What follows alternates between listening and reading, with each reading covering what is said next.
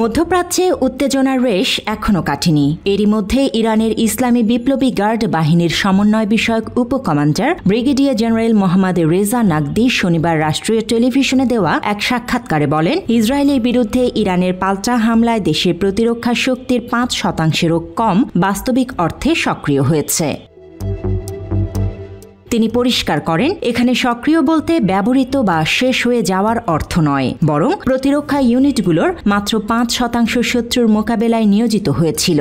তার ভাষায়, তাদের মূল সামরিক সক্ষমতা এখনও অপ্রকাশিত এবং প্রয়োগ করা হয়নি। তাদের পূর্ণ শক্তি এখনও মঞ্চে ওঠেনি। জেনারেল নাকদি জানান, ইরান যদি সত্যিকারের পূর্ণ মাত্রার সামরিক জবাব দেয় তাহলে তার ব্যাপ্তি এবং ধ্বংস ক্ষমতা হবে বহুগুণ বেশি। তিনি বলেন, তারা সজ্জিত এবং প্রস্তুত। চাইলে আরও কয়েক বছর এই গতিতে শত্রুকে ক্ষেপণাস্ত্র হামলায় লক্ষ্যবস্তু করতে পারেন। তাদের প্রকৃত শক্তি স্থলবাহিনীতে নিহিত।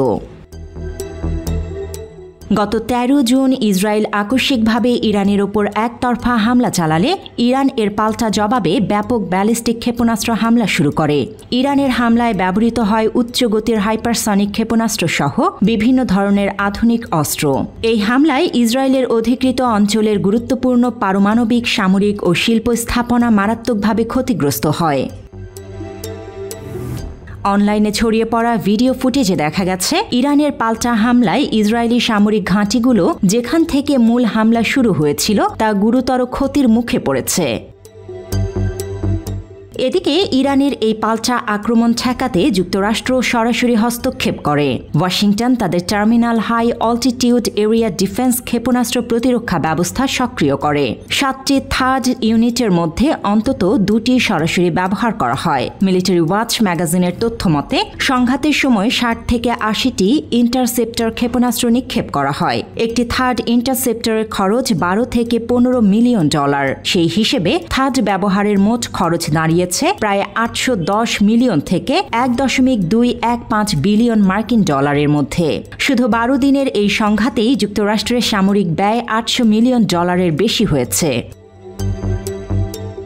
এদিকে জাতিসংঘের পরমাণু পর্যবেক্ষক সংস্থা IAEA এর মহাপরিচালক রাফায়েল গ্রোসি জানিয়েছেন, যুক্তরাষ্ট্র ও ইসরায়েলের হামলায় ইরানের একাধিক পরমাণু স্থাপনা ক্ষতিগ্রস্ত হলেও ইরান কয়েক মাসের মধ্যেই পুনরায় ইউরেনিয়াম সমৃদ্ধকরণ কার্যক্রম শুরু করতে সক্ষম হবে। সংঘাতের মধ্যেই যুক্তরাষ্ট্রের প্রেসিডেন্ট ডোনাল্ড ট্রাম্পকে হুঁশিয়ারি দিয়ে IRGCর মুখপাত্র বলেন, চোখ খুলুন এবং অপ্রাসঙ্গিক ও বিক্ষিপ্ত আচরণ বন্ধ করুন। তিনি ট্রাম্পের সাম্প্রতিক বক্তব্যকে বেহুদা এবং পরাজয়ের হতাশা থেকে জন্ম নেয়া বলে উল্লেখ করেন। তার ভাষায়, এই ১২ দিনের যুদ্ধে যুক্তরাষ্ট্র ও ইসরায়েলের বড় ধরনের সামরিক ব্যর্থতায় স্পষ্ট হয়ে উঠেছে। বিশেষজ্ঞরা বলছেন, ইরান যদি সত্যিকারের পূর্ণমাত্রার সামরিক শক্তি ব্যবহার করত তাহলে গোটা অঞ্চলে সংঘাত আরও ভয়াবহ রূপ নিতে পারত। জান্নাতুল ফেরদৌস তমা, বাংলা এডিশন।